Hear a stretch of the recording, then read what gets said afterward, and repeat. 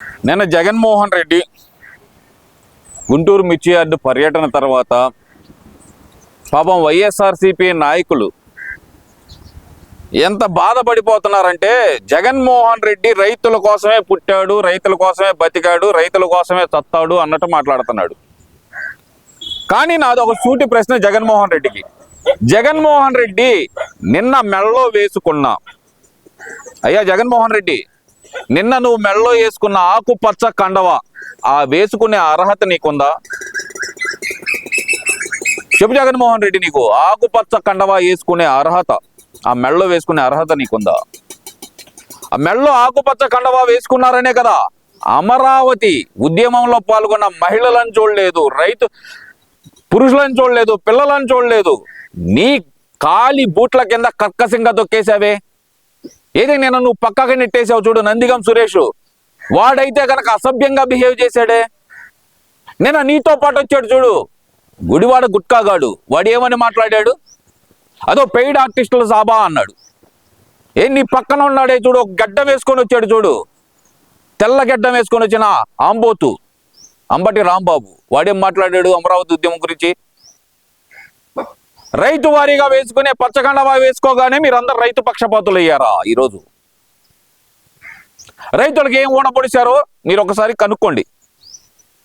అంబటి రాంబాబు ఏదో చెబుతున్నాడు, జగన్మోహన్ రెడ్డికి రైతులు కదా, జగన్మోహన్ రెడ్డి రైతులకు అంత పొడిచాడు, ఎంత పొడిచాడు, ఎంత బోరు పెట్టాడు, అంత బోరు పెట్టాడని.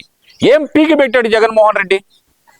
రైతులకు ఇవ్వాల్సిన సబ్సిడీ మీద ఇవ్వాల్సిన యంత్రాలు, కల్టివేటర్స్ కానీ, డ్రిప్ ఇరిగేషన్ కానీ ఏదైనా సరే ఇచ్చాడా గడిచిన 5 సంవత్సరాల్లో? ఒక్కసారి రికార్డు బయటకు తీ. అయ్యా అంబటే, ఏం ఓడపొడిచాడు జగన్మోహన్ రెడ్డి? చెప్పుకుందామా? ఏం ఓడపొడిచాడో? నువ్వేదో మాట్లాడుతున్నావు కదా, నీ మాటల్లోనే వింటూ జనాలకు వివరించే ప్రయత్నం అయితే చేస్తా. మంత్రులు రియాక్ట్ అయ్యి పచ్చి అబద్ధాలు చెప్పేటటువంటి కార్యక్రమం చేశారు. వ్యవసాయ మంత్రి గారు మాట్లాడుతూ ఏమంటాడంటే, ఇప్పుడు 13,000 అమ్మింది 1-2 సార్లు తప్ప మిర్చి అనేటువంటి మాట మాట్లాడాడు. వ్యవసాయ మంత్రి గారికి మరి సమాచారం ఉండి మాట్లాడాడో, సమాచారం లేక మాట్లాడాడో నాకు తెలియదు. అంతేకాదు, అయ్యా అంబటి రాంబాబు, నువ్వు ఏడ్చిందే నీటిపారుదల శాఖ మంత్రిగా. పోలవరం ఎంత పూర్తి చేసావు? క్యూసెక్కి టీఎంసీకి నీకేమన్నా తేడా తెలుసా? కాపర్ డ్యామ్ ఎక్కడుండిద్ది, డయాఫ్రామ్ ఎక్కడుండిద్ది, లేదంటే గనక స్పిల్వే ఇది ఎక్కడుండిద్ది, నువ్వేమన్నా చెప్పగలవా? ఈ 4 క్వశ్చన్లకు నువ్వు సమాధానం చెప్పు. మిర్చి రైతులు 1-2 సార్లు నిజంగానే అమ్మింది నీకు తెలియకపోతే గనక, మీ జగన్మోహన్ రెడ్డికి తెలియకపోతే గనక రైతుల దగ్గరికి రా. నేను రైతుల మధ్యలో కూర్చొనే మాట్లాడుతున్నా ఈరోజు. నువ్వు రైతుల దగ్గరికి రా. 23, 24లో మాత్రమే 20,000 దాటి మిర్చి అమ్మింది. అది కూడా నీకు తెలీదా? 2019లో డిసెంబర్ 26వ తారీఖు జగన్మోహన్ రెడ్డి ఇచ్చిన జీవో ఏంటి? అప్పుడు దాకా 13,000 అమ్ముతుంది మిరపకాయలు. జగన్మోహన్ రెడ్డి ఇచ్చిన జీవో ఏంటి? మద్దతు ధర 7,000 ఉంటే చాలు అని చెప్పి మిర్చికి 7,000 పెట్టి జీవో ఇచ్చాడు కదా అడ్డగాడిది. మరి ఆ రోజు నువ్వెందుకు మాట్లాడలేకపోయావు? ఓహో, అప్పుడు నువ్వు ఓడగొట్టిన నాగలవి, అప్పుడు ఎమ్మెల్యే మాత్రమే నువ్వు.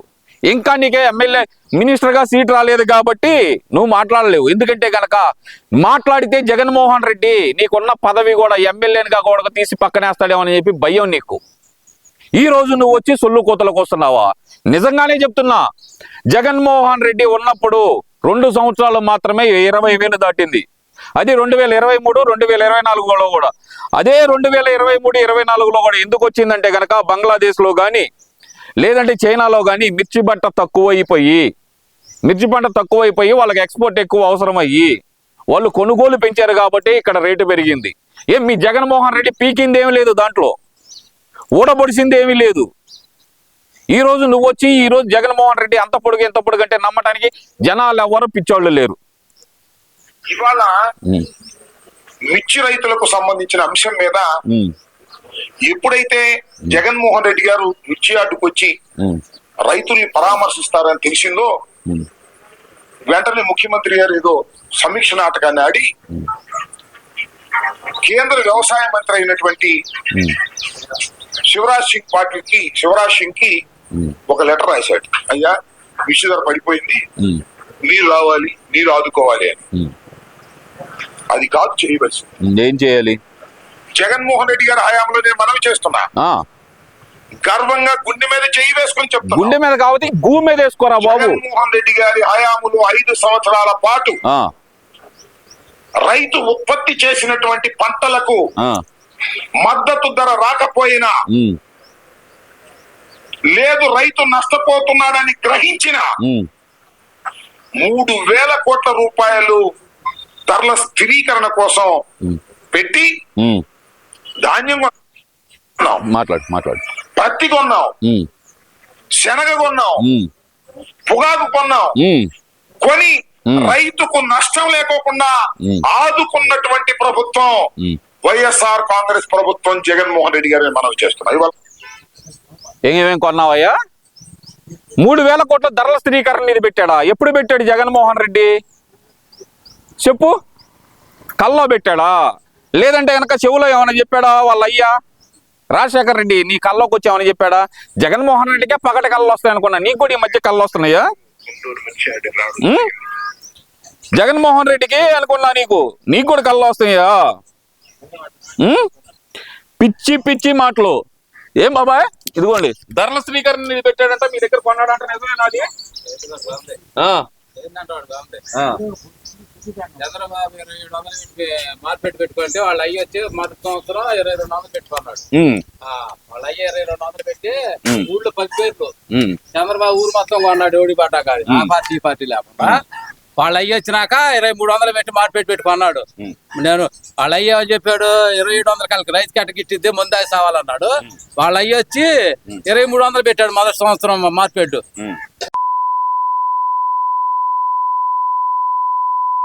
లాగా మాట్లాడతారు. అంబటి రాంబాబే చెప్తున్నాడు కదా, ఏదో ధరల స్థిరీకరణ ఇది పెట్టి మీ దగ్గర అంతా కొన్నారంట. ఆడ కొందే, ఏ నా కొడుకు కొందే, ఏ నా కొడుకు అంటే కొందే. చంద్రబాబు 2700 పెట్టి మార్కెట్ పెట్టుకుంటే వైఎస్ రాజశేఖర రెడ్డి వచ్చి 2300 కొన్నాడు మొదటి సంవత్సరం గెలిచినాక మార్కెట్ లో. 10 పేర్లు ఇచ్చింది వాళ్ళకి అనుకూలంగా ఉండాలి. చంద్రబాబు ఊరు మొత్తం కొన్నాడు.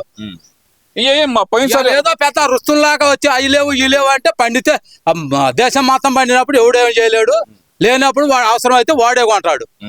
దోలాడు ఎవడు చెబుతాడు రైతు పంట ఎవడు, దానికి ఏమి లేదు. రైతుకి అంత ఇదిగా ఉంటే అసలు ఎట్టెందుకు ఉంటది? రైతు ఎంత మొండమవితానంగా ఎందుకుంటాడు? గెలిచి ఓడిపోతే వాడు వచ్చి మైకి తీసుకుని చెప్పడమే. ఓడిపోయినాడాలో వచ్చి మైకి తీసుకుని చెబుతాడా?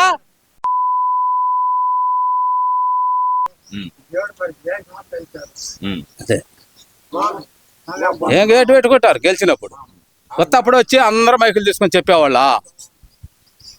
ఏం కొన్నావు మేము అని చెప్తున్నాడు ఆయన. ఏంది ఆయన కొంత ఏడ పెట్టుకున్నాడు ఆయన? ఏ మాట పెట్టుకున్నాడు? 22 ఏళ్ళు పెట్టి 23 ఏళ్ళు పెట్టి ఎడన్నా ఉందా? ఈ 5 సంవత్సరాలు మార్కెట్ పెట్టుకుంటాం. గత 5 సంవత్సరాలు ఎడన్నా మార్కెట్ పెట్టి కొన్నారా? 23 ఏళ్ళు 24 ఏళ్ళు పెట్టి. అంబటి రాంబాబు వింటున్నావా? చెవులు వినపడుతున్నాయా నీకు? నువ్వు చెప్పిన మాట సత్యన పిల్లలు డాన్స్ చేయమను వింటున్నావుగా? నేను కాదు, రైతుల మధ్యలో ఉండే మాట్లాడుతున్నా నేను స్ట్రైట్ గా చెబుతున్నా. రైతుల మధ్యలో ఉండే మాట్లాడతాను. నీకు చెప్పా, మీరు మాట్లాడటం కాదు మీ పరువు. మీరు అబద్ధాలు చెప్పినంత మాత్రాన అన్ని నిజాలు అయిపోతాయని కాదు. ఎవరు నమ్మే వాళ్ళు లేరు నీ మాటలో. ఈ రోజు నువ్వొచ్చి ఏం చెబుతున్నావా అంబటి రాంబాబు? ఇదిగో రైతులే మాట్లాడుతున్నారు, చుట్టుపక్కల అందరూ ఉన్నారు. ఇంకా ఏదో మాట్లాడుతున్నాడు, జగన్మోహన్ రెడ్డి అంత పొడిచాడు ఇంత పొడిచాడు అని. బాగానే చెబుతున్నారు, రైతులందరూ బాగా రెడీగా ఉన్నారు. అంబటి రాంబాబు నువ్వు మాత్రం కనపడ మాకు.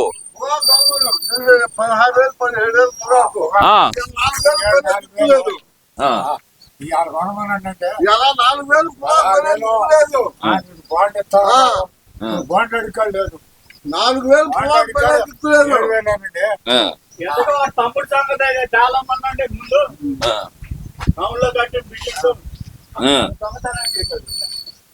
అంబటి రాంబాబు నీ చరిత్ర నేను చెప్పడం కాదయ్యా. నేను వస్తే కనుక ఇక్కడ రైతులు చెబుతున్నారు నీ చరిత్ర. నీ భాగోతాలన్నీ ఒక్కొక్కటి రైతులే బయట పెడుతున్నారు. నువ్వు అయ్యా అంబటే ఎంత రచక రాజా అనుకోలేదయ్యా స్వామి నువ్వు. నువ్వేదో పెద్ద పతిత్వం అనుకుంటున్నావు. నీ చరిత్ర ఇక్కడ రకరకాలుగా చెబుతున్నారు అందరూ. ఉమ్? ఏయ్, ఇంకా ఏదో మాట్లాడుతున్నావు కదా, ఏది జగన్మోహన్ రెడ్డికి సెక్యూరిటీ కల్పించలేదని ఏదో చెబుతున్నావు కదా, ఒక్కసారి ఏం మాట్లాడుతున్నావు అది కూడా వినిపిస్తా ఇక్కడ. ఉమ్? అది కాదు, సెక్యూరిటీ అంటే రాజ్యాంగంలో సెక్యూరిటీ తెప్పించాడు కదా, ఆడు కళ్ళ మంట పెట్టుకున్నాడు అయాల. కృష్ణానికి ఇంకొక రూల్ ఉండదా? ఉమ్. రెండు ఒకే నియోజకవర్గం కదా ఎమ్మెల్సీకి వచ్చి, అక్కడ లేని రూల్ ఇక్కడ ఎందుకు వచ్చింది? ఉమ్. అక్కడ అంటే వంశీని పగరెత్తున్నారు కదా, పెద్ద ప్రాబ్లం లేదనుకున్నారు. ఇక రైతులు పరామర్శిస్తున్నారే, ఉమ్. రైతు ఇష్టం వచ్చినట్టు చెప్తాడే, ఉన్న వాస్తవాలు చెప్తాడే, అందువల్ల దీన్ని ఆపేయాలి. కట్టకొట్టగా రాత్రి అంతా కుట్ర చేశారు. అయినా మా జగన్మోహన్ రెడ్డి గారు ఇన్ని కుట్రలు చేశా ఛేదించుకు వచ్చేవాడు కదా, చివరికి ఏం చెప్పారు, సెక్యూరిటీ లేదు ఇవాళ. ఇది it is very serious issue. ఇందాక మా మాజీ మంత్రి గారు చెప్పినట్టుగా ఇందాక ఏదో అంటున్నావు కదా నువ్వు, ఛేదించుకొని వస్తాడు ఉదయించే సూర్యుడు అది ఇదని మాట్లాడుతున్నావు కదా. కృష్ణా జిల్లాలో ఎందుకు ఆపలేదు జగన్మోహన్ రెడ్డిని? గుంటూరులో అయితే ఎందుకు ఆపారు? రెండు ఒకే ఉమ్మడి కృష్ణా గుంటూరు జిల్లాలకు కదా ఎన్నికలు జరుగుతుంది, అక్కడ ఒక రూలా ఇక్కడ ఒక రూలా అంటున్నావు. అక్కడ పెట్టింది మీరు అబ్జెక్షన్ ఏంటి? అక్కడ మీరు అడిగింది ఏంటి? జైల్లో మా వాడు ఒకడు ఉన్నాడు, వాడిని పరామర్శించడానికి వెళ్తున్నాడు జగన్మోహన్ రెడ్డి అని చెప్పి అప్లికేషన్ పెట్టారా? మేము అక్కడ ర్యాలీలు చేస్తాము, రైతులను పరామర్శిస్తాము, లేదంటే కనుక ఇంకో రాజకీయ కార్యక్రమం చేస్తామన్నారా? జైల్లో ఉన్న ఒక దొంగని బెయిల్ మీద ఇంకో దొంగ కలవడానికి వెళ్తున్నాడు, ఏమైంది? ఒకడు బెయిల్ మీద ఉన్నాడు, ఒకడు జైల్లో ఉన్నాడు. వాళ్ళు పలకరించుకొని ఏమేమి ముచ్చట్లు పెట్టుకుంటారో మాకేం తెలుసు? ఎందుకంటే వల్లభనేని వంశీ అందంగా ఉంటాడు కదా, బాగా అందంగా ఉంటాడు కదా, అక్కడికి వెళ్ళి ఏం ముచ్చట్లు పెట్టుకుంటాడో మాకైతే తెలియదులే. 40 నిమిషాలు ముచ్చట్లు పెట్టుకొని వచ్చాడు ఆ అందాన్ని చూసి, మళ్ళీ ఇక్కడికి వచ్చాడు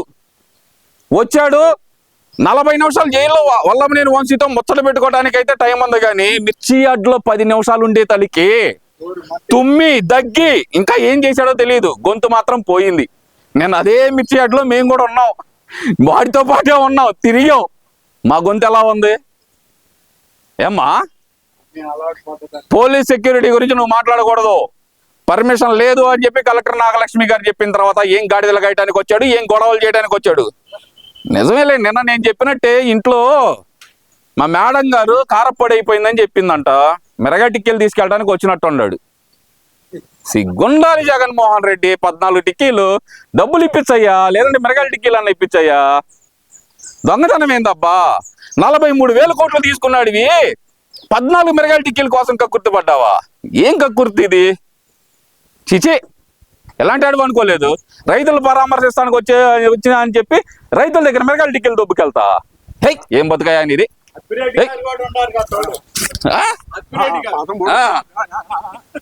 13 సొసైటీలో దొంగలు పంపించి డబ్బులు తెంగారే, అవి మరి అడగట్లేదేంది? 13 సొసైటీలో 20 లక్షలు పేరేసల్లా, మా పత్తి పడేమో నా 2 కోట్ల రూపాయలు తెంగాడు ఆడ. మరి అన్ని జగన్మోహన్ రెడ్డి ఒక్కటి కాదు, నీ దొంగతనాలు ఒక్కొక్కటి బయటకు వస్తున్నాయి వరుస పెట్టి.